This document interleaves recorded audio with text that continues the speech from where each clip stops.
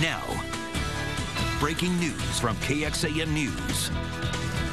The damage across central Texas widespread. 2 people now dead. Hundreds of families homeless after several fires ripped through their homes. Many neighborhoods are now in ruins and some areas are still burning. We are monitoring several fires in our viewing area now, from Bastrop to Steiner Ranch to Spicewood. Good evening, I'm Robert Hadlow. And I'm Leslie Rohde. Tonight on KXAN News at 6, we have updates from all across our region. The biggest concern is still in Bastrop County. That's where the fire claimed the lives of 2 people. That fire has burned at least 34,000 acres. 550 homes are lost there.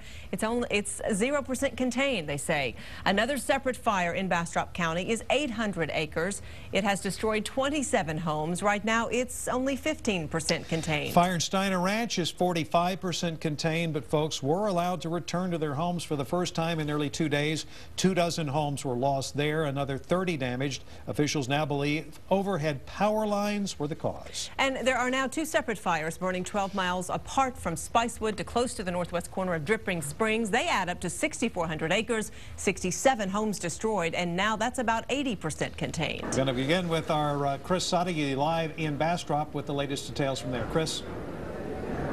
Just as things were starting to look up, the worst possible news: 2 people have died in this fire. We do not know their names or the location. That's not being released, other than we're told that they were not firefighters or any other public servant fighting this fire. It is grim news on what has been an otherwise positive day. This was the fire boundary map that was released this morning. It is an area that covers about 34,000 acres and has destroyed 550 homes. Those evacuated people were coming back to take a look at this map to see if their home is within that perimeter, but even they said it really doesn't tell them much with the fire still moving uncontained. But check out this video of the firefighters on the ground fighting the fire. They say today they got a lot of help because the wind died down significantly, giving them at least a chance at catching up, and they say that progress was made. You can see that they're fighting the fire not necessarily with just water hoses, but by creating fire breaks to keep it from moving. One firefighter who is here from California, one of 336 from all over the country currently battling this fire, he talked about some of the tactics. Along the properties here, we're removing the vegetation away from the fence lines, trying to get the fire to stay on the ground and not in the canopy of the trees. By doing such and cooling the edge, if the wind does come through, we're not going to have a main wind gust. It's not going to cross the road. It's not going to become a crown fire, and they start carrying into more subdivisions.